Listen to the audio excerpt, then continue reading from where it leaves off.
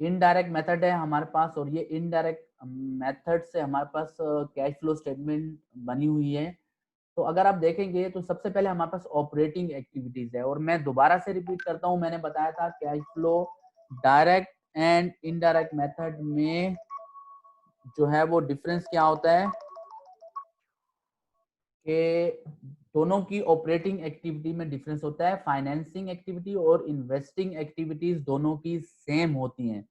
तो जो क्वेश्चन मैंने आपसे पूछा था उसका आंसर ये था कि सर ये डायरेक्ट मेथड है, क्योंकि ऑपरेटिंग एक्टिविटीज को देख के हमें पता चल रहा है कि इसमें हमें जो है वो जो मेथड दिया हुआ है ऑपरेटिंग एक्टिविटीज के अंदर वो डायरेक्ट मेथड का दिया हुआ है। इनडायरेक्ट मेथड में हम इनडायरेक्टली नेट इनकम से रिवर्स आते हुए, ठीक है, उसमें जो है वो नॉन कैश एक्सपेंसेस को हम ऐड करते हैं और फिर नेट वर्किंग कैपिटल का जो है डिफरेंस लेते हैं, और उसके थ्रू हम जो है वो ऑपरेटिंग एक्टिविटी का कैश फ्लो मालूम करते हैं। तो वो इनडायरेक्ट मेथड में होता है। डायरेक्ट मेथड में हम डायरेक्टली ये देखते हैं कि कहाँ से पैसे आए हैं और कहाँ पर पैसे गए हैं।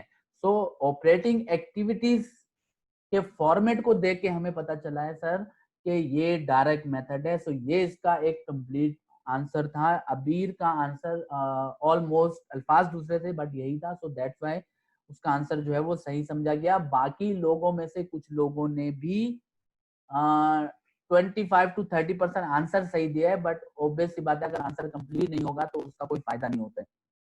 ओके जी।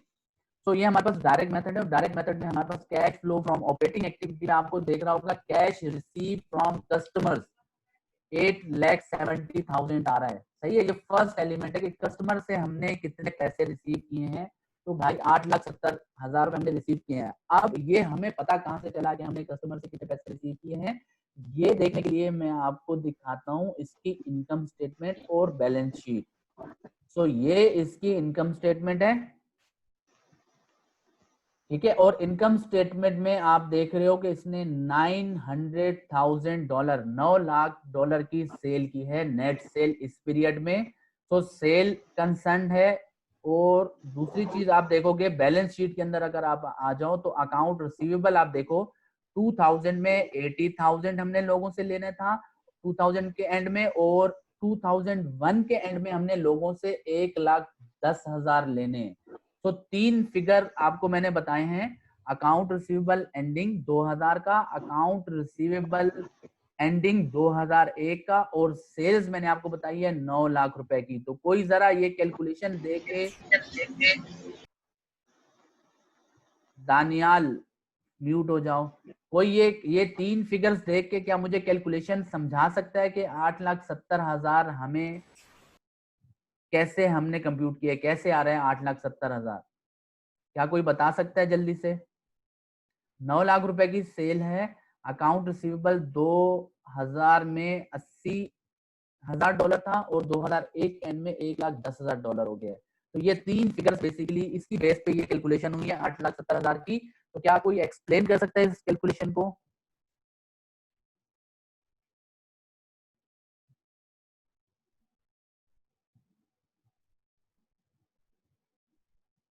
और ये भी मैं बता दूं कि ये जो नेट सेल्स है क्रेडिट है, 900,000 की जो सेल है ये क्रेडिट पे है, उधार पे की है ये भी।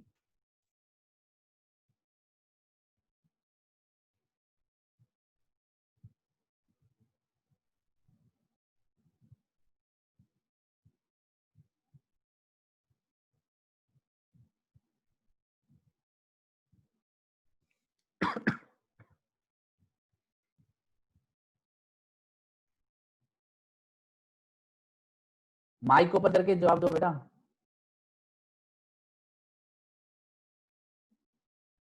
अगर किसी को कुछ बोलना है माइक ओपन करके बोले, चैट पढ़ने का जो है वो टाइम भी नहीं है, और ड्यूरिंग स्क्रीन शेयरिंग चैट को मैं ओपन कर भी नहीं सकता।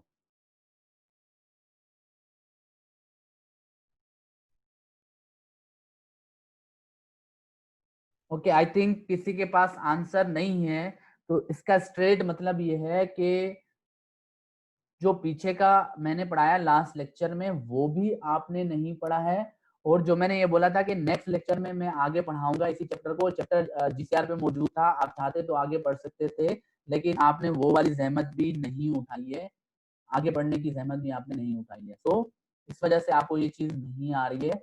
तो अगर आप कर लेते तो बड़ी आसानी से आप कर लेते, क्योंकि ये आ रहा है आपके पास कैश रिसीव फ्रॉम कस्टमर का फार्मूला। अगर आपने आगे पढ़ा होता तो यकीनन ये फार्मूला आपकी नजर से गुजरा होता, और ये फार्मूला अगर आपने देखा होता तो बड़ी आसानी से आप कंप्यूट कर सकते हैं।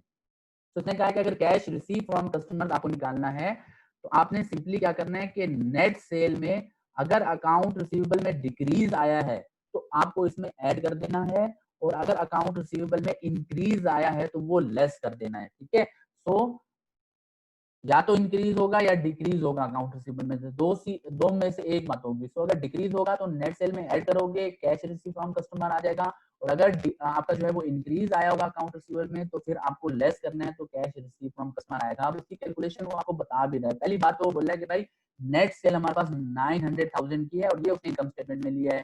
सेकंड चीज वो बोल रहा है कि भाई increase in account receivable, account receivable में इंक्रीज आया, कैसे पता चला कि इंक्रीज आया है वो हम यहाँ से देख लेंगे। 2000 में 80,000 था अकाउंट रिसीवेबल और 2001 के एंड में 1,10,000 हो गया, यानी कि पहले हमें लोगों से $80,000 लेने थे, अब हमें लोगों से $1,10,000 लेने हैं। तो सिंपली 30,000 का इंक्रीज आ गया है हमारे अकाउंट रिसीवेबल में। सो अब मैं वापस जाता हूँ, तो उसने कहा था कि अगर इंक्रीज हो तो माइनस कर देना नेट सेल में से, तो 900,000 में से हमें लेस करना है ये 30,000 का डिक्रीज। तो आपके पास 8,70,000 ये कैश रिसीव हुआ है आपके पास। एक तरीका तो इसका यह है कि आप ये फार्मूला यूज करके भी निकाल सकते हो। दूसरा तरीका ये है जो कि कॉमन सेंस की बात है। कॉमन सेंस की बात यह है, अगर मैं इसकी कैलकुलेशन करूं तो मैं कैलकुलेशन इसी तरह करूंगा कि मेरा जो अकाउंट रिसीवेबल था 2000 के एंड में, दैट वाज हाउ मच, 80,000। ठीक है, 2000 के एंड में मेरा अकाउंट रिसीवेबल था 80,000। तो मैं यहाँ लिख दूंगा 80,000 कि भाई ये मैंने लोगों से लेने थे 2000 के एंड में। नाउ मैंने 2001 में सेल किया है क्रेडिट पे 9 लाख की, तो ये जो मैंने लोगों को क्रेडिट पे सेल किया तो ये भी मुझे लोगों से लेने हैं, सिंपल सी बात है। तो 900,000 फर्दर मैंने क्रेडिट पे सेल की है, तो ये भी मुझे जो है वो लेने हैं। तो टोटल अब मेरा जो टोटल अकाउंट रिसीवेबल हो जाएगा वो हो जाएगा इज इक्वल टू ये प्लस ये 80,000 और 9,80,000, तो ये मेरा टोटल अकाउंट रिसीवेबल है जो मुझे लोगों से लेना था। ठीक है, अब 2001 के एंड में अब टोटल ये लेना है $9,80,000 लोगों से लेने हैं, और मैं ये बोल रहा हूँ कि नहीं यार, अब 2001 के एंड में मेरा जो अकाउंट रिसीवेबल है वो सिर्फ 1,10,000 है। ठीक है, तो इसका मतलब ये है कि 1,00,000 इसमें से 1,10,000 को छोड़ के बाकी सारे पैसे मैं रिसीव कर चुका हूँ। सिंपल। तो आप क्या करोगे, ये जो 1,10,000 है जो कि आपका अकाउंट रिसीवेबल है 2001 के एंड में, इसमें से आपने सिंपल ये लेस कर देना है, तो आपके पास क्या आ जाएगा, जो अमाउंट आप रिसीव कर चुके वो आ जाएगा।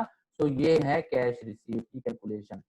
तो इस तरीके से भी आप कर सकते हो। और ये सिंपल सी बात है कि पहले ये लेना था, ये फर्दर हमने क्रेडिट पे सेल की, टोटल ये लेना था, और एंड में हम ये बोल रहे हैं कि नहीं सिर्फ ये अकाउंट रिसीवेबल है, तो मतलब इन दोनों का जो डिफरेंस है वो हम रिसीव कर चुके हैं। तो इस तरह से भी आप कर सकते हो। या सेकंड चीज ये है कि आपको सेल को कंसीडर करना है। सेल आपकी है 900,000 और वो आपसे कह रहा है कि अगर अकाउंट रिसीवेबल आपका जो है वो इंक्रीज हुआ है, यहाँ पर फॉर्मूला में बोल रहा है कि अगर आपका इंक्रीज हुआ है तो आप माइनस कर दो, और डिक्रीज हुआ है तो आप लेस कर दो। और हमारे वाले केस में अकाउंट रिसीवेबल जो है वो इंक्रीज हुआ है।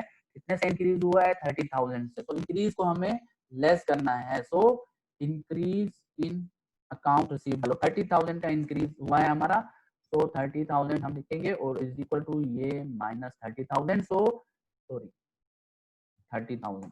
ठीक है, सो 8,70,000 ये हमारा कैश रिसीव है। तो ये दोनों कैलकुलेशंस हैं, आपको जो सही लगे, जो आसान लगे, उससे आप कैश रिसीव निकाल सकते हो। किसी को कोई प्रॉब्लम है तो पूछ ले।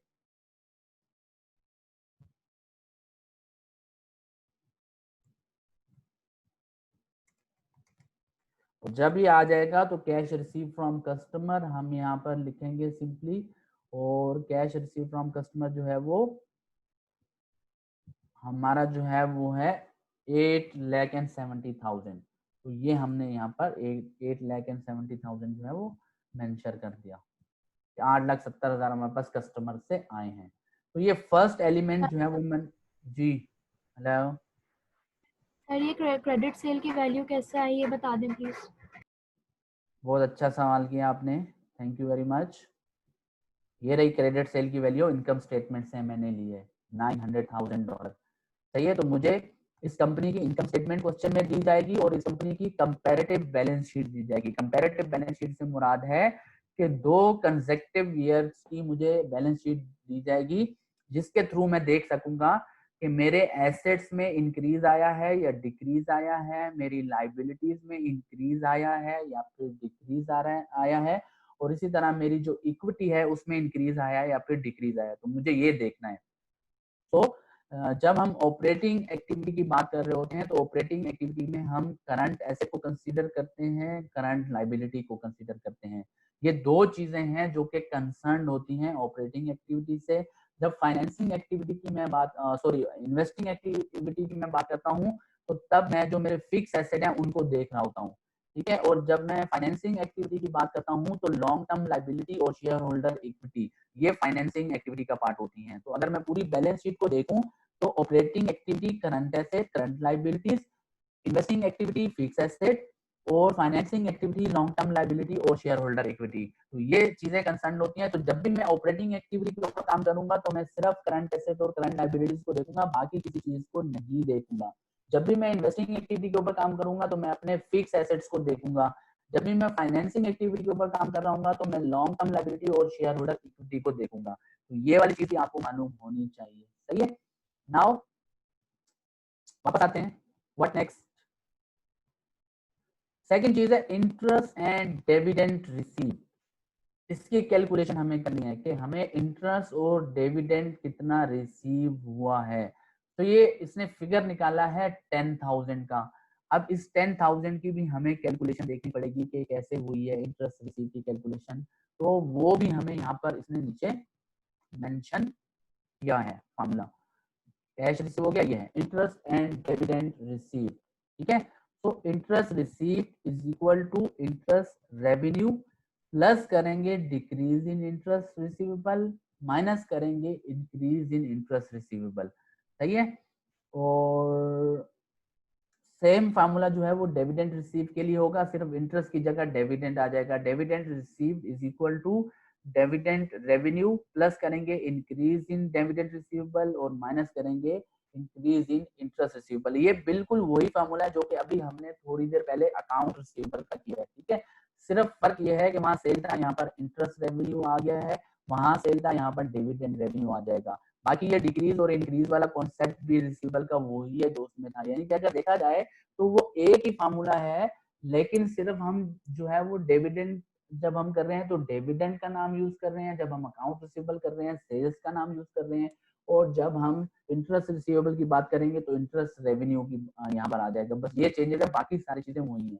नाउ हमें कौन कौन सी इंफॉर्मेशन चाहिए कि इंटरेस्ट रेवेन्यू देखना है सबसे पहले। तो इंटरेस्ट रेवेन्यू तो हमें इनकम स्टेटमेंट से मिल जाएगा। अब डिक्रीज या इंक्रीज इन इंटरेस्ट रिसीवेबल हुआ तो इंटरेस्ट रिसीवेबल करंट एसेट है, वहां से पता चलेगा। इसी तरह अगर डिविडेंड की बात की जाए तो डिविडेंड इनकम आपको इनकम स्टेटमेंट में नजर आएगी, और जो डिविडेंड रिसीवेबल है वो करंट एसेट होता है, अगर वो होगा तो वो हमारे पास करंट एसेट में होगा।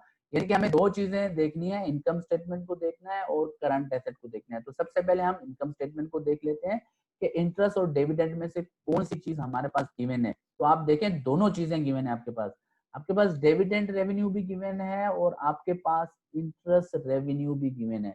अब हम आते हैं अपने एक्सेल शीट के ऊपर वापस, और देखो सेम फार्मूला है तो मैं यहाँ पर फार्मूला चेंज नहीं कर रहा हूँ, इसी में से ही मैं निकालूंगा। सिर्फ मैं जब मैंने सेल्स के ऊपर कर रहा था, अकाउंट रिसीवेबल के ऊपर कर रहा था, तो मैंने सेल्स का सब डेटा लिया था।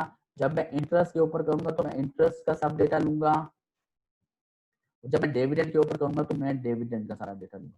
तो ये मैंने हेडिंग डाल दी है, बाकी फार्मूला सेम है, नाम चेंज हो जाते हैं तो उसका कोई इतना बड़ा मसला नहीं है। तो देखो अब यहाँ पर हमने लिया था जो 2000 के एंड का अकाउंट रिसीवेबल था, तो यहाँ पर हमें 2000 के एंड का इंटरेस्ट लेना है और 2000 के एंड का डिविडेंड लेना है, ठीक है, सेम स्ट्रेटेजी से। तो वो हम ले लेंगे। तो सबसे पहले हम देख लेते हैं, यहाँ पर अपने करंट एसेट में आ गए तो हमने कहा भाई देखो यहाँ पर सर आपकी आवाज बहुत कट रही है। क्या सबके पास कट रही है? जी सर। Yes sir. जी यस सर। ओके कोई बात नहीं, थोड़ा सा सब्र से जी काम सर, मेरे लीजिए, पास भी थोड़ी सी वेव कर रही है। थोड़ा सा सब्र से काम लीजिएगा। वीडियो तो आपको मिल ही जाती है, अगर थोड़ा सा पोर्शन कट भी रहा है तो आप चुप करके सुनते जाएं, क्योंकि इसका कोई हल नहीं है भाई। ऑब्वियसली बात है, इंटरनेट कनेक्टेड है, सिग्नल फुल आ रहे हैं और कोई मेरी तरफ से तो इशू मुझे लग नहीं रहा है, ठीक है। बट बास औकात हो जाता है, तो आप थोड़ा सा पेशेंस से काम लें, इसकी वीडियो आपको मिल जाएगी, ठीक है। ओके सो नाउ हमें ये देखना है कि हमारे पास जो है वो इंटरेस्ट और सेकंड चीज है डिविडेंड। ये दोनों चीजें हमने देखनी है कि इंटरेस्ट और रेवेन्यू हमारे पास जो है, इंटरेस्ट रेवेन्यू और डिविडेंड जो है वो हमारे पास कहाँ पर है, तो इसको हमने देखना है। तो आप देखो करंट एसेट में आपके पास मार्केटेबल सिक्योरिटी है, नोट्स रिसीवेबल है, अकाउंट रिसीवेबल है। यहाँ पर देखें ये एक्रूड इंटरेस्ट रिसीवेबल, तो इंटरेस्ट रिसीवेबल तो यहाँ पर मौजूद है आपके पास, सही है। सेकंड चीज आपके पास जो है वो डिविडेंड है, तो क्या डिविडेंड आपको नजर आ रहा है यहाँ पर कहीं? डिविडेंड से रिलेटेड कोई रिसीवेबल नजर आ रहा है करंट एसेट में? थोड़ा सा मैं इसको एनहांस भी कर देता हूँ। क्या डिविडेंड रिसीवेबल आ रहा है किसी के पास? नजर आ रहा है कुछ रिसीवेबल? ओपनिंग एंडिंग कुछ भी नहीं है, डिविडेंड का यहाँ पर कोई रिसीवेबल नहीं है, सिर्फ इंटरेस्ट का हमारे पास रिसीवेबल मौजूद है। तो अगर हम एक्रूड इंटरेस्ट रिसीवेबल को देखें तो पहले 3000 था, अब 2000 है, सही। तो 2000 के एंड में अगर मैं देखूं, 2000 के एंड में तो 3000 था, तो हमने यहाँ पर सिंपली इंटरेस्ट में लिख लेना है कि भाई 3000 है, और यहाँ पर 2001 के एंड में ये है 2000, तो ये हमने लिख दिया। अब यहाँ पर यह है कि देखो मुझे 2000 के एंड में 3000 रुपए इंटरेस्ट रिसीव करना था। नंबर वन चीज तो ये हो गई कि ये 3000 हमें लेने थे, ये इंटरेस्ट इनकम थी जो हम अर्न कर चुके थे, हमें मिले नहीं थे, तो ये हमें लेने थे। जिसके पास अभी बैंक से या जहां भी हमारा डिपॉजिट था, ये इंटरेस्ट हमने रिसीव करना था 3000 का, नंबर वन। नंबर टू, 2001 में फर्दर हमने जो है वो इंटरेस्ट रेवेन्यू अर्न किया, दैट इज 6000। तो 3000 पहले से ये लेना था, 6000 हमने और अर्न कर लिया, तो टोटल अब जो हमें रिसीव करना है दैट इज 9000। तो 9000 का इंटरेस्ट हमें रिसीव करना है बैंक से, और हम ये बोल रहे हैं कि नहीं, एंड में अब हमारा जो है वो इंटरेस्ट रिसीवेबल 2000 है, तो इसका मतलब इन दोनों का जो भी डिफरेंस है वो हम अर्न कर चुके हैं।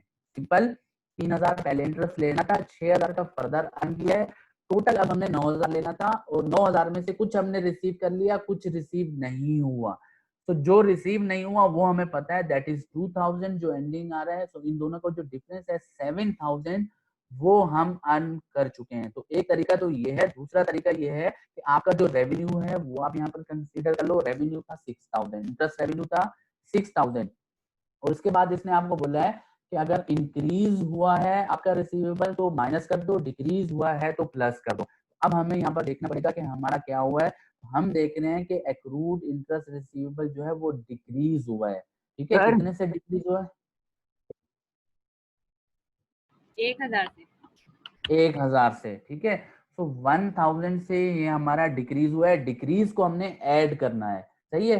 सो इज इक्वल टू ये प्लस 1000, तो इसमें भी वही 7000 ही आएगा, ठीक है। सो दोनों तरीकों से आप कर सकते हो, जो आपको अच्छा लगे, जो आसान लगे उस तरीके से आप कर लो। तो एक तो ये हो गया। दूसरी चीज थी डिविडेंड।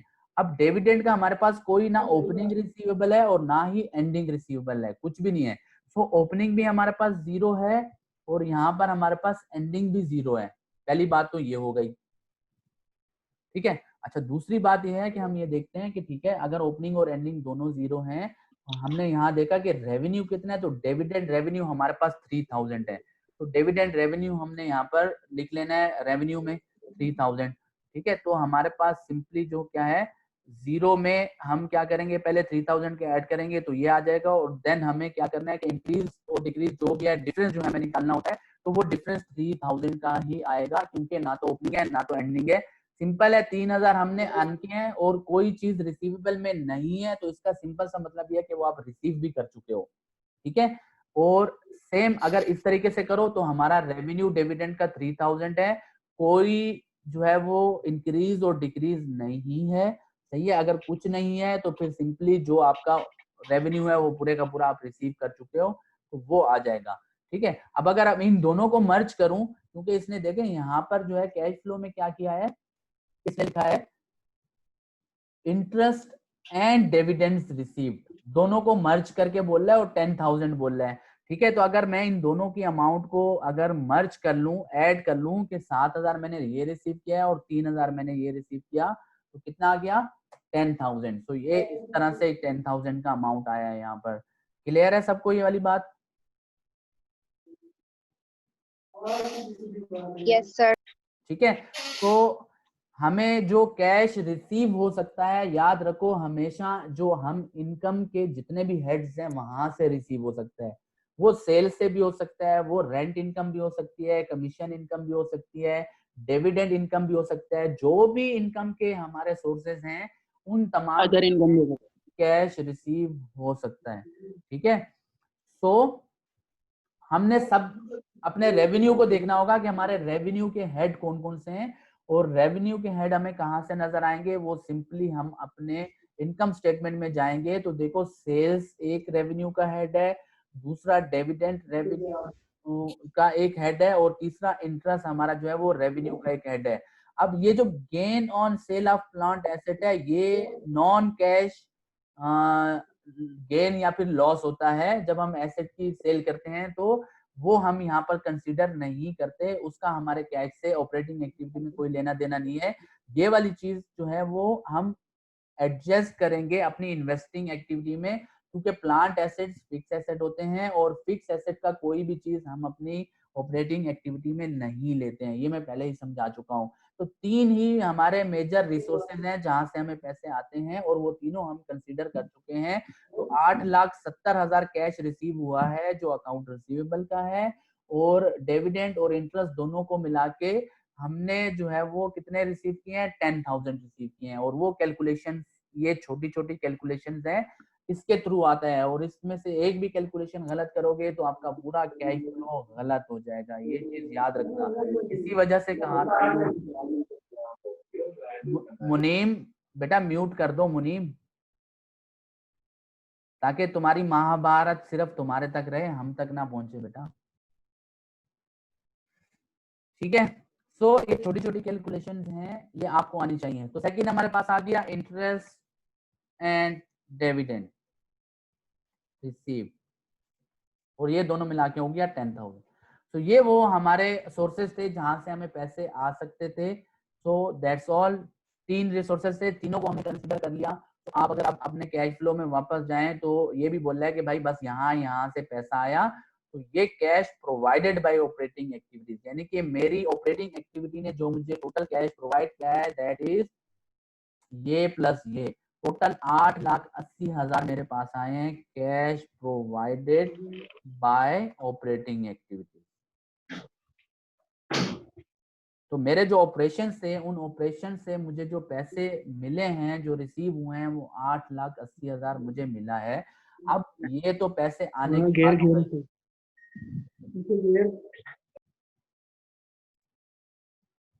मुनीम आपको आवाज आ रही है बेटा? जी जी सर, कर दिया, वो गलती से ऑन हो गया था। ठीक है, okay. So cash provided by operating activity $8,80,000।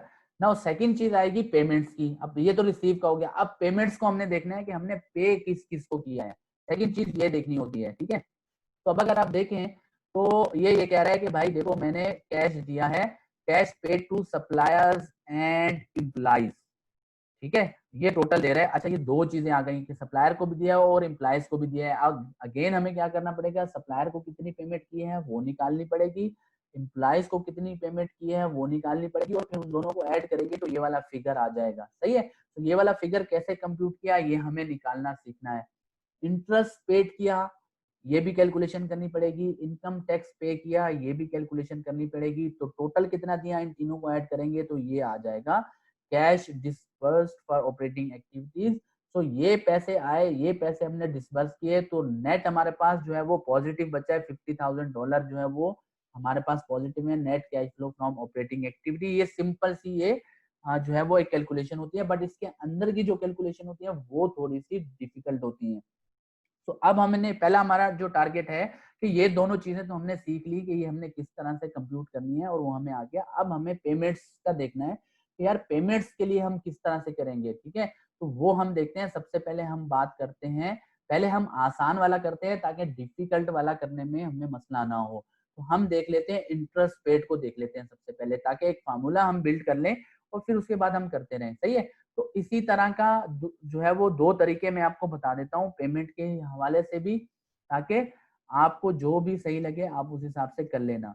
अब पेमेंट में हमारे पास जो है वो बेसिकली अगर हम देखें तो 4 चीजों की पेमेंट हुई है, ठीक है।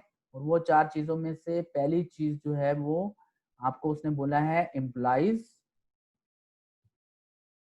दूसरी चीज उसने आपको बोला है सप्लायर्स, फिर इंटरेस्ट की बात हुई है, इंटरेस्ट पे किया है, and the last one is I think tax था, ठीक है। तो ये 4 चीजों की पेमेंट हुई है। तो अब हमें पेमेंट के हवाले से भी क्या करना पड़ेगा, अपने फॉर्मूलाज को डिवेलप करना पड़ेगा। तो वो हम किसी एक पे रख के कर लेते हैं, फिर बाकी सब में वो वही यूज होगा, सिर्फ नाम चेंज हो जाएंगे। तो हमने कहा कि हम पहले सर इंटरेस्ट पे रख के करते हैं। तो अब इंटरेस्ट का हम कैलकुलेशन कैसे करेंगे, देखो इंटरेस्ट ये बोला है 28,000 पे किया है इसमें, ये तो ये बोल रहा है, ठीक है। लेकिन ये पेमेंट 28,000 की आई कहाँ से, हमने कैलकुलेट कैसे की है, ये एक मसला है। तो इसके लिए हमें क्या क्या चीजें देखनी पड़ेंगी, इसके लिए हमें 2 चीजें देखनी पड़ेंगी। नंबर 1 इनकम स्टेटमेंट, और इनकम स्टेटमेंट में हमें ये देखना पड़ेगा कि करंट पीरियड का इंटरेस्ट का एक्सपेंस कितना है। तो आप ये देखो इंटरेस्ट एक्सपेंस 35,000 है, 30 इस साल का इंटरेस्ट का एक्सपेंस 35 है। वो बोल रहा है मैंने 28,000 दिए हैं, ठीक है। इसका मतलब ये है कि कुछ और भी देखना पड़ेगा, ठीक है, जस्टिफाई नहीं हो रहा। तो और क्या देखना पड़ेगा इस टाइम, अब हम जब पेमेंट की बात करते हैं तो हम लाइबिलिटी में आते हैं, और लाइबिलिटीज में हमें देखना होता है करंट लाइबिलिटीज को। तो करंट लाइबिलिटीज में इंटरेस्ट से रिलेटेड जो चीज है दैट इज इंटरेस्ट पेबल, वो ये रहा, सही है। तो भाई 15,000 हमने पे करने थे 2000 के एंड में, 15,000, ठीक है। ईयर 2000 के एंड में हमें 15,000 हमें जो है वो देने थे। इस पूरे को मैं कॉपी कर रहा हूँ एज इट इज। अब देख लेना कि फार्मूला में मैं क्या चेंज करता हूँ। यहाँ पर अकाउंट रिसीवेबल था, यहाँ पर अकाउंट पेबल आ जाएगा, ठीक है। कि 2000 के एंड में कितना था, उसके बाद यहाँ पर सेल था, यहाँ पर एक्सपेंस आ जाएगा कि एक्सपेंस कितना था। फिर यहाँ पर टोटल अकाउंट रिसीवेबल है, यहाँ पर टोटल पेबल आ जाएगा, ठीक है। ये अकाउंट रिसीवेबल 2000 के एक एंड में था, ये हो जाएगा अकाउंट पेबल, और फिर उसके बाद यहाँ पर कैश रिसीव था, यहाँ पर आ जाएगा कैश पे, ठीक है। तो पहले रेवेन्यू के हिसाब से पूरा बना हुआ था, अब मैंने एक्सपेंस के हिसाब से इसको पूरा कन्वर्ट किया। अब देखो मैं यही कर रहा हूँ आपके सामने कैलकुलेशन। 2000 के एंड में मुझे पे करना था इंटरेस्ट दैट इज 15,000, 15,000 मुझे देने थे, मेरे ऊपर लाइबिलिटी थी पहली बात। तो ये 15,000 तो यहाँ पर आ गए। फिर क्या हुआ, 2001 आया, फिर 2001 में मेरा जो एक्सपेंस हुआ दैट इज 35,000, तो 35,000 का फर्दर एक्सपेंस हुआ, तो ये भी मुझे देना है भाई, ठीक है। तो 15,000 पहले देने थे, 35,000 का फर्दर एक्सपेंस हुआ, तो टोटल मुझे कितने देने थे, टोटल मुझे देने थे सिंपल 50,000, ठीक है। 50,000 रुपए मुझे इंटरेस्ट की मद में देने हैं। अब हम देखेंगे अपना एंडिंग अकाउंट रिसीवेबल, ये ओपनिंग था। एंडिंग अकाउंट रिसीवेबल अगर मैं sorry payable, account payable, interest payable की बात हो रही है यहाँ पर। तो 15,000 देना, एंडिंग में मैं बोल रहा हूँ 22,000 देने हैं। टोटल कितने देने थे, 50,000, ठीक है। और एंड पे मैं बोल रहा हूँ इस 50 में से अब मुझे सिर्फ 22 देने हैं। तो इसका मतलब क्या है कि बाकी के मैं पेमेंट कर चुका हूँ, ठीक है। टोटल 50,000 देने थे, बट अब मैं बोल रहा हूँ कि नहीं यार 2001 के एंड में मुझे सिर्फ 22,000 देने हैं। मीन्स दैट के 50,000 में से 22 छोड़ के बाकी सब मैं पे कर चुका हूँ, तो दैट विल बी 28,000। तो ये आपका इस तरह से जो है वो 20,000 का फिगर कंप्यूट किया था उसने, जो कि वो आपको कैश फ्लो में यहाँ पर दिखा रहा है।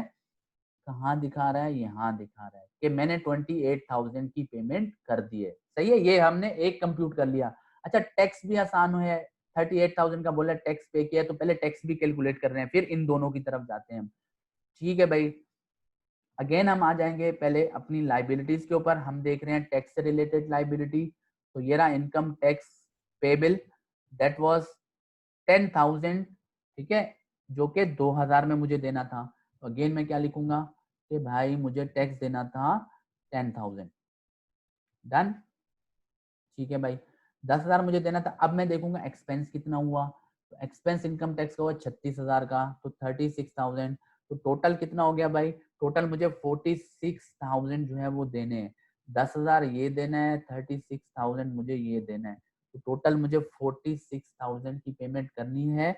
और अब मैं देखूंगा कि एंड में इस 46,000 में से कितना मुझे देना है, तो मुझे यहाँ पर पता चल रहा है इनकम टैक्स पेपर सिर्फ 8,000 देने हैं। ठीक है, देना 46,000 था, बट एंड में अब मैं बोलूँ सिर्फ 8,000 देने हैं, तो इसका मतलब ये है कि बाकी जो डिफरेंस है वो मैं पे कर चुका हूँ, दैट इज 38,000। तो ये 38,000 मैं पे कर चुका हूँ। ओके, चेक कर लेते हैं, सही है भाई। तो ये देखें 38,000 की पेमेंट हम कर चुके हैं, ये यहाँ पर आएगा। तो कैलकुलेशन इस तरह से होगी। तो एक तो ये फार्मूला मैंने आपको बता दिया, दूसरा फार्मूला आपकी बुक में गिवन होगा, उसको भी मैं आपको दिखा देता हूँ, ताकि दोनों तरीके आपको आते हो, फिर जो आपको आसान लगे आप वो चूज कर लेना। एक मेरे वाला भी मेथड मैंने आपको बता दिया, जो कि कॉन्सेप्चुअल है, कॉमन सेंस की बात है। ठीक है, जब बिजनेस में हम एक प्रैक्टिकल चीज कर रहे होते हैं, हम चीजों को जिस तरह से देख रहे होते हैं, एक वो चीज है। एंड सेकंड आपका बुक का एक फार्मूला है जो उसने आपको बताया, cash paid for merchandise, cash payment for expenses, ये है ना इंटरेस्ट एंड टैक्स। सही है, ये बोल रहा है कि एक्सपेंस लेना है, ठीक है, और एक्सपेंस में आपको क्या करना है, एडजस्टमेंट करनी है। अगर इंक्रीज आ रहा है लाइबिलिटी में, उसके पेबल में इंक्रीज आ रहा है, तो वो आपको लेस करना है, और डिक्रीज आएगा तो वो आपको ऐड करना है। तो एक तरीका ये भी है, ठीक है, इंक्रीज आएगा, लेकिन ये थोड़ा सा डिफिकल्ट होता है, इसको हजम करना डिफिकल्ट होता है। आपको ये वाली चीज समझनी पड़ती है कि इंक्रीज अगर होगा अकाउंट पेबल में तो हमें लेस करना है। ठीक है, तो यहाँ पर हम ये वाला काम भी कर लेते हैं कि जो भी एक्सपेंस है इस साल का, एक्सपेंस फॉर द ईयर, वो आपको ले लेना है, नंबर 1।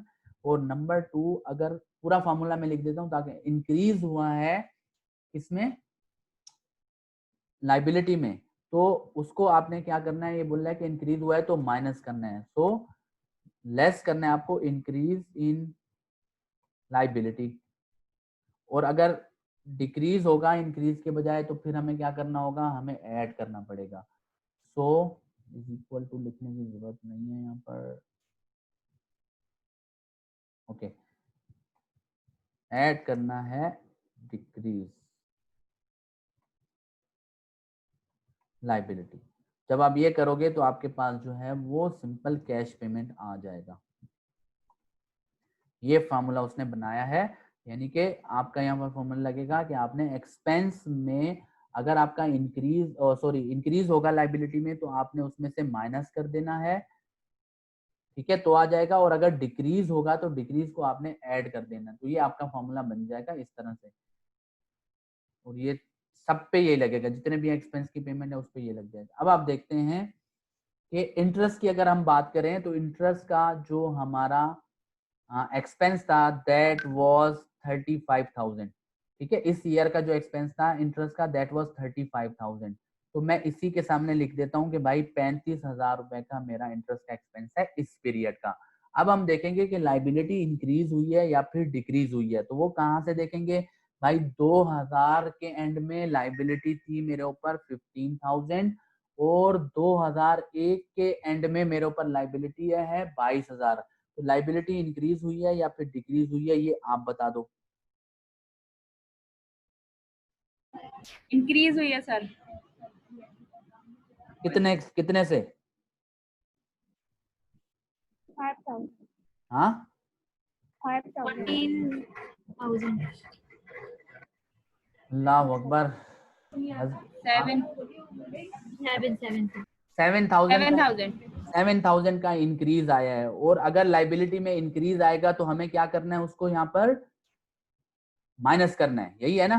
तो बस जस्ट हमने फार्मूला लगाया हुआ है ऑलरेडी, हम यहाँ पर 7,000 लिखेंगे तो देखो 28,000 रुपए की पेमेंट हो गई है, डन है। इसी तरह हम इसके ऊपर रखते हैं कि हमारा एक्सपेंस जो था वो दैट वाज 36,000 का एक्सपेंस था, और लाइबिलिटी में इंक्रीज डिक्रीज देखना है, तो ये रही भाई आपकी लाइबिलिटी। अब आप मुझे बता दो कि लाइबिलिटी में इंक्रीज आया है या फिर डिक्रीज आया है। 2000 के एंड में आपको 10,000 देने हैं। डिक्रीज आया है।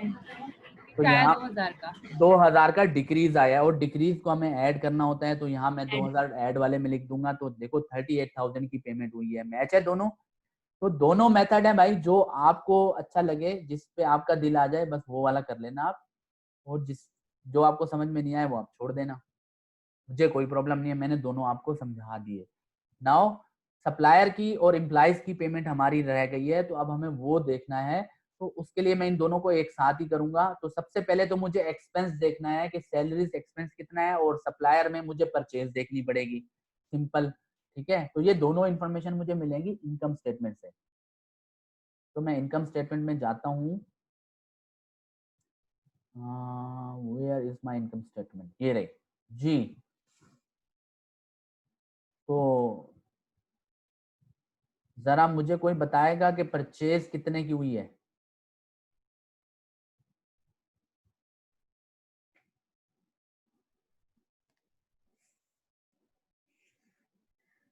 परचेज बता सकते हैं कोई? तो परचेज गिवन नहीं है यहाँ पर, डायरेक्टली उसने आपको कॉस्ट ऑफ गुड्स सोल्ड दिया है। परचेज के कॉस्ट ऑफ गुड्स सोल्ड जो है वो एक फाइनल वैल्यू है। इसको कंप्यूट करने के लिए जो एलिमेंट्स होते हैं, परचेज, परचेज रिटर्न, वो सारी चीजें नहीं दी हैं, बट आगे इसने कहीं दी होंगी, तो उसको हम देख लेते हैं आगे चल के। अब सेकंड चीज है दैट इज सैलरीज एक्सपेंस। तो वो भी हमारे पास यहाँ पर सैलरीज एक्सपेंस भी गिवन नहीं है। ऑपरेटिंग एक्टिविटीज टोटल करके इसने हमें दिए हैं, तो उसका भी ब्रेकअप नहीं है। मुझे पता नहीं है कि सैलरीज एक्सपेंस कितनी है, तो आगे चल के इसने कहीं इससे रिलेटेड इंफॉर्मेशन दी होंगी। बट नॉर्मली ऑब्वियस सी बात है कि जो है आपके पास पूरी इनकम स्टेटमेंट होती है, ठीक है, कंप्लीट होती है। तो यहाँ पर हम देखते हैं कि इसने ब्रेकअप दिया होगा यकीनन, जहां पर परचेज होगी। अच्छा, ये दूसरे तरीके से बोल रहा है आपको, परचेज नहीं दे रहा। अगर आप, ये भी एक मसला है कि अगर परचेज गिवन होगी तो आप एक्सपेंस वाला मेथड यूज कर सकते हो, ये वाला जो मैंने सिखाया।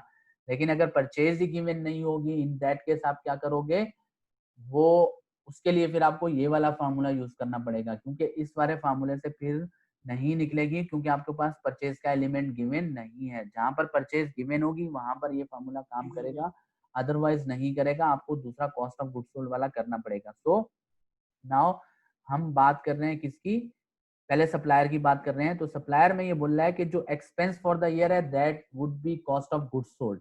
हमें कॉस्ट ऑफ गुड्स सोल्ड लेना है।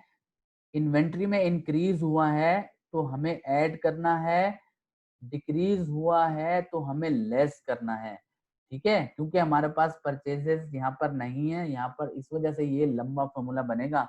वो पहले एडजस्ट करना है, फिर उसके बाद आपको अकाउंट रिसीव, अकाउंट पेबल में अगर डिक्रीज आया तो ऐड करना है, और इंक्रीज आया तो लेस करना है। ये अकाउंट पेबल वाला काम तो हम कर चुके हैं यहाँ पर, ठीक है। लेकिन एक और काम हमें करना पड़ेगा, अगर हमें सप्लायर को कितनी पेमेंट हुई है ये निकालना है। तो पहले हम इसको कर लेते हैं। देखो कॉस्ट ऑफ गुड्स सोल्ड कितनी है ये, और ये लाइबिलिटी की एडजस्टमेंट ये हमें करनी है, ठीक है। और वो ऑलरेडी हमने फार्मूला बनाया हुआ है। तो हम जाते हैं यहाँ पर अपनी इनकम स्टेटमेंट में, और यहाँ पर देखो कॉस्ट ऑफ गुड्स सोल्ड कितनी है, दैट इज 500,000, ठीक है। $5 लाख की आपकी कॉस्ट ऑफ गुड्स सोल्ड है। तो एक्सपेंस में आपके पास कॉस्ट ऑफ गुड्स सोल्ड का एक्सपेंस आ जाएगा 5 लाख का। नंबर 1, एक तो ये काम कर लिया।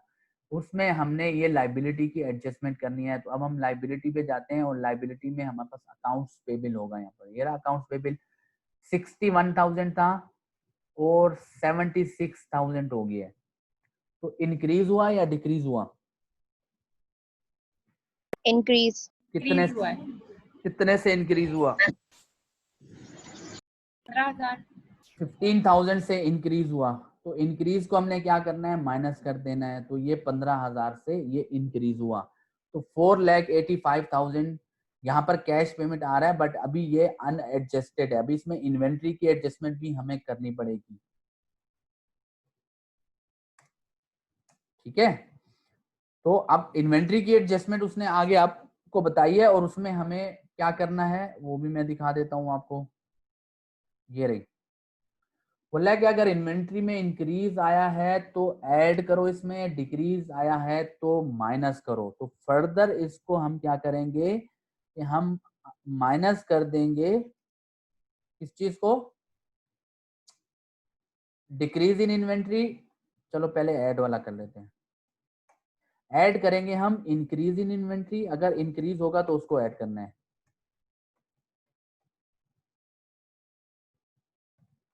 ठीक है, और इसी का उलट जो है वो हो जाएगा कि अगर आपका इंक्रीज के बजाय डिक्रीज होगा तो आप उसको क्या माइनस कर दोगे। ठीक है, तो अब आपके पास जो है ना वो फाइनली कैश पेमेंट आ जाएगी सप्लायर की। तो सप्लायर का जब भी करना है तो थोड़ा सा उसमें ये चेंज है कि इन्वेंट्री की एडजस्टमेंट करनी पड़ेगी। अब हमें इसमें सेकंड चीज जो देखनी है वो हमें इन्वेंट्री देखनी है। फॉर्मूला हमारा बन जाएगा कि ये वैल्यू में अगर इंक्रीज होगा तो ऐड होगा, ये होगा तो लेस होगा। ठीक है भाई, सो फिलहाल 485 रहता है, ये एडजस्टमेंट बाकी है। अब हम जाते हैं अपनी बैलेंस शीट पे और इन्वेंट्री को देखते हैं कि इन्वेंट्री में क्या हुआ है भाई। ये रही इन्वेंट्री, 90,000 थी, 1 लाख हो गई। क्या हुआ यहाँ पर, इंक्रीज हुआ है 10,000 से। सही है भाई, इंक्रीज हुआ है 10,000 का। तो इंक्रीज को इसने बोला था कि ऐड कर देना, कर दिया भाई हमने। तो 485 में 10,000 ऐड किया तो 495 की कैश पेमेंट हुई है सप्लायर को, ये हमने यहाँ से निकाला है। ठीक है, अच्छा अभी एक चीज बाकी है, क्योंकि उसने सप्लायर और एम्प्लॉय दोनों को मर्ज करके हमें बताया था, तो अभी ये चीज बाकी है। अब प्रॉब्लम ये है कि यहाँ पर एम्प्लॉयज का सैलरीज का जो एक्सपेंस है वो भी इसने सेपरेट करके नहीं दिया हुआ, तो वो इसने कैसे निकाला है वो हम आगे चल के एक्सपेंस की पेमेंट में देख लेते हैं। तो नॉर्मली ऐसा नहीं होता है, इनकम स्टेटमेंट कंप्लीट होती है, हर एक्सपेंस अलग अलग होता है। इसने सिर्फ समझाने के लिए, एक्सप्लेन करने के लिए चीजें आपको इस तरह से दी हुई हैं ताकि आप उसको समझ जाओ। So cash receive from customer ये हो गया, कैश परचेज की कैश पेमेंट फॉर एक्सपेंसेस।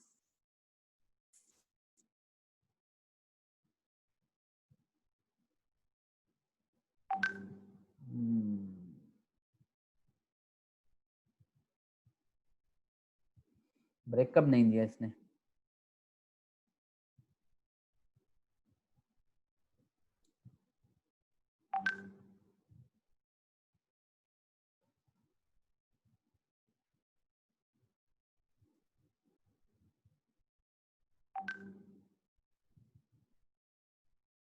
खैर ब्रेकअप नहीं दिया तो क्या कर सकते हैं,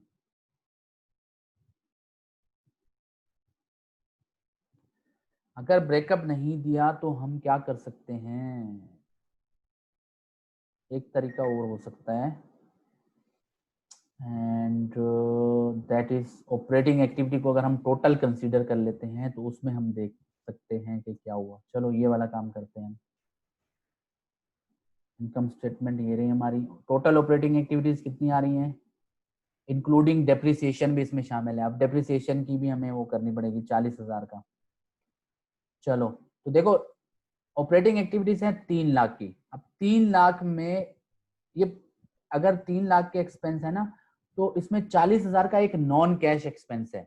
तो पहले तो हमें ये निकालना पड़ेगा, क्योंकि डेप्रिसिएशन के अगेंस्ट पेमेंट नहीं होती है, ये सबको पता है, सही है ना। तो 40,000 का डेप्रिसिएशन इसमें शामिल है, वो हमें बाहर करना पड़ेगा। तो 3 लाख में से ये 40,000 हम अगर माइनस करते हैं तो जो कैश पेमेंट वाला एक्सपेंस था वो 2,60,000 का एक्सपेंस है। 2,60,000 रुपए का जो है वो एक्सपेंस है टोटल, वो हम यहाँ पर लिख लेते हैं कि 2,60,000 रुपए का टोटल ऑपरेटिंग एक्सपेंस है। अब हम देख रहे हैं कि ऑपरेटिंग एक्सपेंस से रिलेटेड जो भी लाइबिलिटीज में इंक्रीज या डिक्रीज आ रहा है वो हम देखते हैं। ठीक है, अगर हम यहाँ पर आए तो नोट्स पेबल एक्सपेंस का नहीं होता, अकाउंट पेबल परचेज से रिलेटेड होता है, वो ऑलरेडी हम कर चुके हैं। इंटरेस्ट पेबल का यहाँ पर काम नहीं है कि है, वो हमें देखना पड़ेगा। और इनकम टैक्स का यहाँ पर काम है या नहीं है वो देखना पड़ेगा। तो आप अगर देखें कि इंटरेस्ट को हम अगर देखें तो इंटरेस्ट एक्सपेंस हमें अलग से दिया हुआ है, इनकम टैक्स अलग एक्सपेंस अलग से दिया हुआ है, मींस दैट के ऑपरेटिंग एक्सपेंसेस में ये दोनों शामिल नहीं है, तो इनकी लाइबिलिटी से भी हमारा कंसर्न नहीं है। हाँ, अदर एक्रूड एक्सपेंसेस पेबल, सिर्फ ये एक एक्सपेंस आ रहा है एक्सपेंसेस पेबल जो कि मुझे कंसीडर करना है, तो ये मेरी ऑपरेटिंग एक्टिविटी से रिलेटेड हो सकता है, बाकी कोई चीज नहीं है। तो देखो ये पहेलियां बूझनी पड़ती हैं इस तरह की, जब इस तरह के क्वेश्चन होते हैं ना तो ये इतना घुमा के देता है कि आप अगर आपका सेंस क्लियर नहीं हुआ, अगर कॉन्सेप्ट क्लियर नहीं होगा फिर आप नहीं कर पाओगे। ठीक है, तो अब आप देखोगे ऑपरेटिंग एक्रूड एक्सपेंसेस को अगर आप देखो 9000 थे और एंड में रह गए 3000, तो यहाँ पर इंक्रीज आया कि डिक्रीज आया?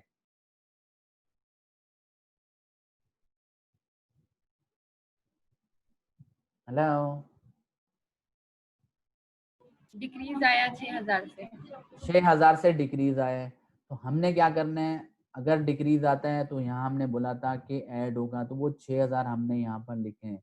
तो इसकी कैश पेमेंट आ गई है, इसमें इन्वेंट्री का कुछ लेना देना नहीं है से, इन्वेंट्री सिर्फ चूंकि वो परचेजेस नहीं था सो दैट्स व्हाई हमें करना पड़ा। अब अगर एक वैल्यू मेरे पास ये आ रही है पेमेंट की और एक मैंने जो है वो ये पेमेंट की है सप्लायर को, इन दोनों को अगर मैं ऐड करता हूँ तो 7,61,000 आ रहा है। अब ये देखते हैं कि इसने पेमेंट यहाँ पर कितनी ली हुई है, क्या ये ली हुई है या फिर चेंज आ रहा है, वो चेक करना पड़ेगा। कितना आ रहा है? Cash paid to suppliers and employee, ये बोला है 7,64,000 है, हमने जो कैलकुलेट कर रही है वो है 7,61,000। 3,000 रुपए का इसमें डिफरेंस आ रहा है।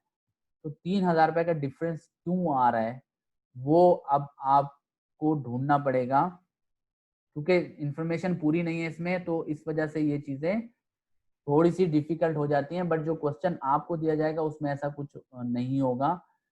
तो 40,000 का ये था, 3 लाख रुपए ये हो गए ऑपरेटिंग एक्टिविटी में, और तो कोई ऐसी नॉन कैश चीज शामिल थी नहीं। 9,000, 3,000 income tax, interest, account payable, notes payable 55, 45 नहीं, notes payable, bonds payable, figure तो यही है 9 से 3, 6,000। ओके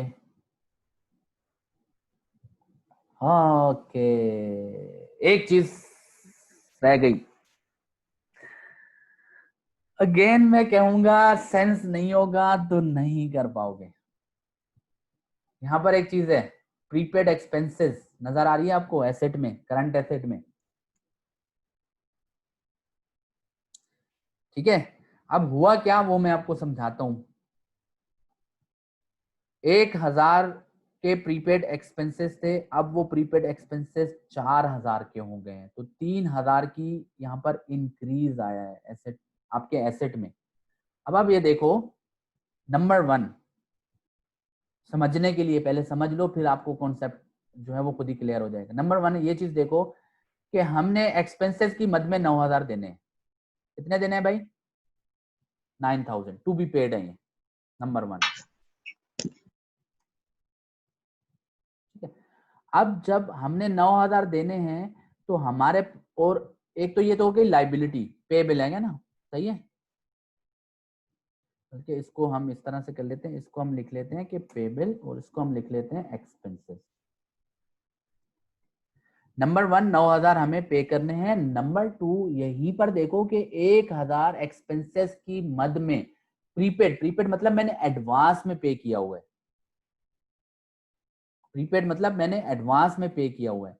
अब इंफॉर्मेशन हमारे पास क्या है कि यार देखो 9,000 हमने एक्सपेंसेस की मद में देने हैं, बट 1,000 हमने किसी को प्रीपेड भी दिया हुआ है, वो एसेट भी खड़ा है, तो ये लाइबिलिटी है, तो ये हमारा एसेट भी मौजूद है। ठीक है, अब एक्सपेंसेस पे आ जाओ, तो करंट पीरियड के जो ऑपरेटिंग एक्सपेंसेस आ रहे हैं वो आ रहे हैं 3 लाख, बट 3 लाख में से 40,000 डेप्रिसिएशन है जो कि नॉन कैश है, वो मैं माइनस कर दूंगा, तो 2,60,000 के ऑपरेटिंग एक्सपेंसेस हैं। ठीक है, तो वो 2,60,000 हमने यहाँ पर ऐड कर लिए।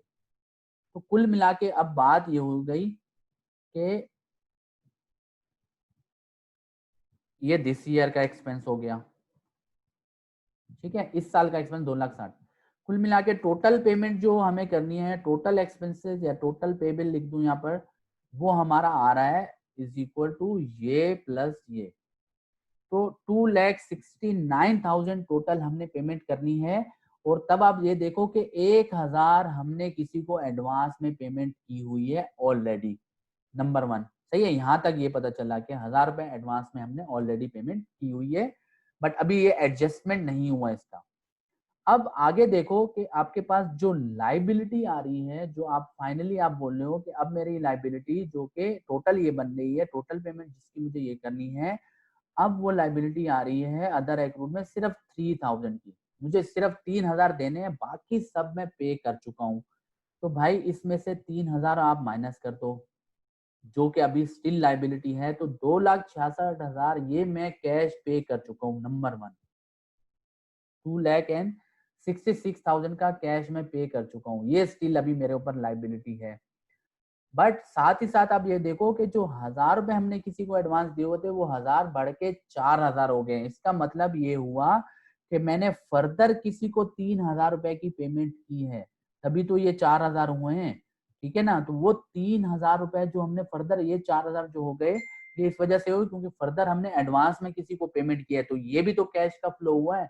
तो 2,66,000 तो मैंने ये पे किए हैं जो मेरे ऊपर ड्यू थे, और 3000 रुपए मैंने फर्दर पे किए जो कि मैंने एडवांस में पे किए हैं, जिससे मेरा एसेट जो है वो 1000 से बढ़ के 4000 हो गया है। तो टोटल पेमेंट जो मैंने एक्सपेंसेस की मद में किया है, दैट इज 2,69,000, ये प्लस ये हमारी हो गई टोटल पेमेंट, ठीक है। तो 2,69,000 के हमने एक्सपेंस पे किए हैं, और 4,85,000 ये जो हमने पे किया है, ये हमने अपने सप्लायर को पे किया है। सप्लायर को 485 और एक्सपेंसेस की मद में हमने पे किए हैं 269। तो टोटल अब हमारे पास कितना हो गया भाई, कुछ रहता है क्या? पहले हमने इन दोनों का टोटल किया था 266 प्लस 485, तो 7 लाख और 51,000 आ रहा था हमारे पास। सॉरी 485 नहीं, 495 वाला फिगर है, क्योंकि हमने ये इन्वेंट्री भी एडजस्ट किया है। तो 495 और 269 इन दोनों को हमें ऐड करना है। तो ये प्लस ये कितना हो गया, 7,64,000 ये टोटल पेमेंट हुई है। तो अब देखो क्या जस्टिफाइड है, जो वो कह रहा है उससे मैच है हमारा, सही है भाई। 7,64,000 मैच हो गया।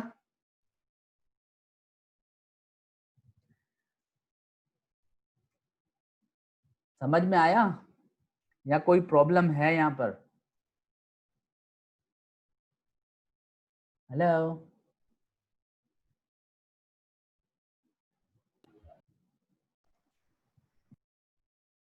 आवाज आ रही है भाई, बोलो तो सही आप लोग। जी जी सर। क्लियर है सबको? सर जी जी, वो 3,000 क्या लेस हुआ था लास्ट में जो बाद में ऐड भी करा है? लेस नहीं हुआ था। देखो हमने ये देखना होता है कि हमने पैसे जो है वो किसी भी मद में, फॉर सपोज एक्सपेंस की मद में, तो मुझे ये देखना है कि टोटल कितना कैश आउटफ्लो हुआ है, मैंने पेमेंट कितनी की है, ये मुझे निकालना होता है, ठीक है। तो उसके लिए मैंने बोला था कि देखो मैंने शुरू में 9,000 रुपए देने थे किसी को एक्सपेंस की मद में, 9,000 हमें देने थे। फिर उसके बाद फर्दर इस साल का एक्सपेंस 2,60,000 हो गया। तो अब मुझे टोटल जो पेमेंट करनी है वो 2,69,000, क्योंकि पहले वाले जो देने हैं वो भी देने हैं और इस साल का जो एक्सपेंस हुआ है वो भी देना है मुझे। तो टोटल मुझे 2,69,000 की पेमेंट करनी है, सही है। ये मेरे ऊपर लाइबिलिटी है। अब एंड पे मैं बोल रहा हूँ इसमें से सिर्फ मैंने 3,000 देने हैं, बाकी मैं दे चुका हूँ। तो फिर आप क्या करोगे, सिंपली इन दोनों का डिफरेंस निकालोगे। अगर आपको किसी को 2,69,000 देने थे और आज आप बोले हो कि अब मुझे सिर्फ 3,000 देने हैं, बाकी मैं पे कर चुका हूँ, तो इसका मतलब ये है कि इसमें से ये माइनस कर दो, तो 2,66,000 ये आप पे कर चुके हो इसमें से, तभी तो आपके 3,000 रहते हैं। अब एक तो आपने ये पेमेंट कर दी 2,66,000 की, ये कैश आउटफ्लो हो गया, ये आप दे चुके हो, लाइबिलिटी हमने एडजस्ट कर ली थी, ठीक है। अब फर्दर मैं ये देख रहा हूँ कि यहाँ पर मेरे पास जो प्रीपेड एक्सपेंसेस हैं, प्रीपेड एक्सपेंसेस वो एक्सपेंस होते हैं कि एडवांस में मैंने किसी को पैसे दे दिए। तो अगर मैं प्रीपेड एक्सपेंसेस को अपने देख रहा हूँ तो वो शुरू में थे 1,000, यहाँ देखो ये रहा प्रीपेड एक्सपेंसेस, ये भी ऑपरेटिंग एक्सपेंसेस से रिलेटेड चीज है। मैं बोल रहा था कि मैंने एडवांस में किसी को 1,000 रुपए दिए हुए थे 2000 के एंड में, फिर 2001 के एंड में ये बढ़ के 4,000 हो गए। तो ये क्या जादू से हो गए? क्या ये जादू से हो गए? नहीं ना, इसके अगेंस्ट मैंने पेमेंट की होगी ना। तो 3,000 मैंने ये एडवांस एक्सपेंसेस के अगेंस्ट भी मैंने कैश आउटफ्लो किया है।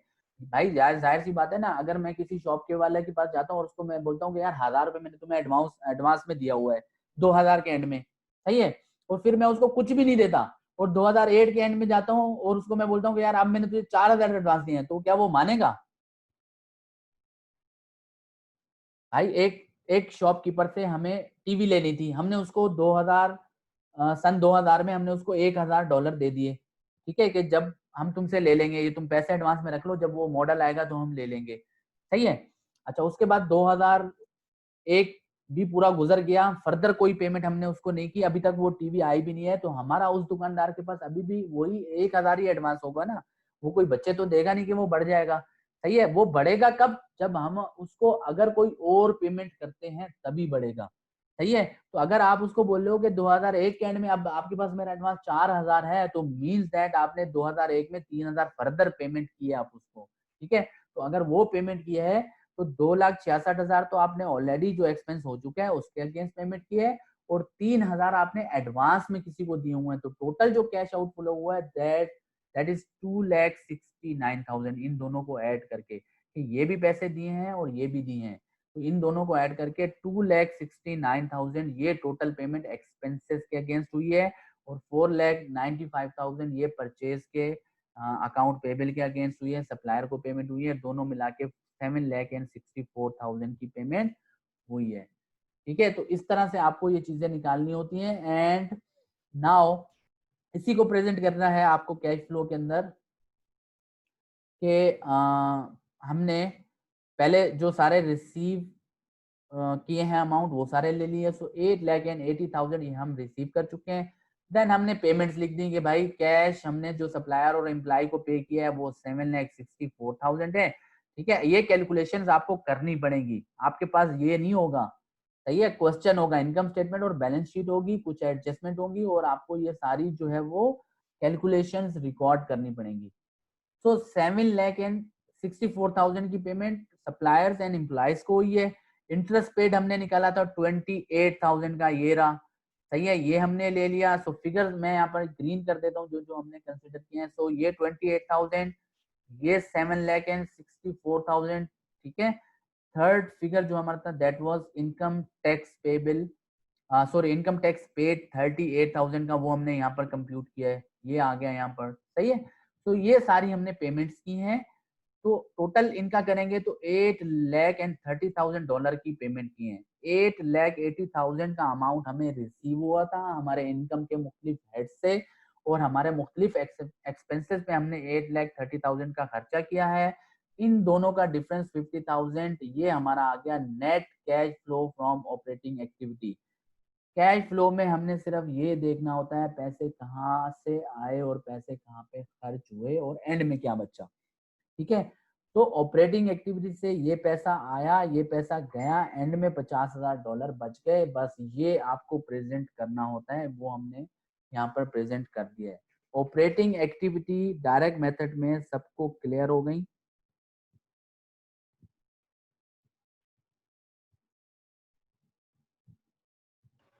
Yes sir.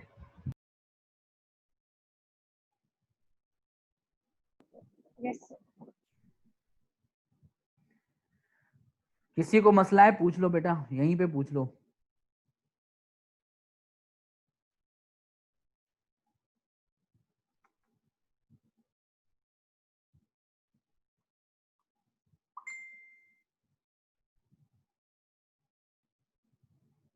सर वो एक दफा कैश पेड ऑन मर्चेंडाइज एक दफा दोबारा बता दें। कैश पेड ऑन मर्चेंडाइज आपको बता दूं, ठीक है। इसके अलावा बाकी सब क्लियर? ठीक है, हमें आपको बताना है कैश पेड फॉर मर्चेंडाइज, सही है। उसके लिए हमने ये किया बेटा कि सबसे पहले हमने ये देखा कि हमारा जो है वो कॉस्ट ऑफ गुड्स सोल्ड कितनी है, सही है। तो उसके लिए cost of goods sold income statement से मिलनी है। तो अगर अपने पास कैलकुलेटर रखोगे और खुद ये चीजें कैलकुलेट करोगे ना तो ज्यादा अच्छे समझ में आएगा आपको, सही है। तो अगर आप कैलकुलेटर अपने पास रखो तो मैं आपको समझाता हूँ, सिर्फ आप कैलकुलेट करना। सबसे पहले आपने और इसके लिए ना ये कैलकुलेशन मैं समझाने के लिए आपको कर रहा हूँ, इसकी जरूरत नहीं होती है। जब आप यूज टू हो जाते हो ना तो आप सिंपली वैसे ही ऐड लेस करके निकाल लेते हो कैलकुलेटर से ही। अब आप अपने कैलकुलेटर में लिखो 5 लाख, ये आपकी कॉस्ट ऑफ गुड्स सोल्ड है। ठीक है जी। ये आपने लिख लिया। अब आपको ना इसमें दो चीजें एडजस्ट करनी है। नंबर 1 आपकी अकाउंट पेबल की लाइबिलिटी और नंबर 2 आपकी इन्वेंट्री। ये दो चीजें आपने इसमें एडजस्ट करनी है। सही है। एडजस्ट कैसे करनी है वो हमने आपको बता दिया कि भाई देखो अगर लाइबिलिटी इंक्रीज हो रही है तो माइनस होगी, डिक्रीज हो रही है तो लेस ऐड होगी। ये आपको पता होना चाहिए। ठीक है। उसके लिए अब हमें जाना पड़ेगा बैलेंस शीट में और हमें अकाउंट पेबल की लाइबिलिटी को देखना पड़ेगा। पहले तो ये देखना है कि उसमें इंक्रीज आया या डिक्रीज आया। तो आप ये देखो 61,000 थी 76,000 हो गई, तो लाइबिलिटी आपकी बढ़ी है, लाइबिलिटी आपकी इंक्रीज हुई है। सही है। बढ़िया। ये चीज आपने निकाल दी। 15,000 से इंक्रीज हुआ है और इंक्रीज का फॉर्मूला क्या है कि जब भी इंक्रीज होगा माइनस होगा। तो आप क्या करोगे, अब $5 लाख में से आपने सिर्फ $15,000 माइनस कर देने। बात समझ में आ गई? जी सर। जितना इंक्रीज आया है 15,000 का वो आपने माइनस कर दिया। कर दिया। जी। अब जी, एक कर अमाउंट दिया। आपके पास आ जाएगा जो भी वो अपने पास रखना है। सेकंड चीज हमें इन्वेंट्री को एडजस्ट करना है। अब जो इन्वेंट्री को हमें एडजस्ट करना है तो इन्वेंट्री में हमने देखना है कि 90,000 से बढ़ के 1 लाख हो गई, इंक्रीज आया, इसमें भी इंक्रीज आ गया 10,000 का। सही है। अब जो इन्वेंट्री का इंक्रीज है ये आपको क्या करना है, ये आपको ऐड करना है। इन्वेंट्री का इंक्रीज ऐड करना है। अगर लाइबिलिटी में इंक्रीज आएगा तो लेस करना है, इन्वेंट्री में इंक्रीज आए तो ऐड करना है। एसेट है तो उलट होगा इसका ट्रीटमेंट। सही है। अब आपके पास जो भी जी। फिगर लास्ट आया था उसमें 10,000 ऐड कर लो।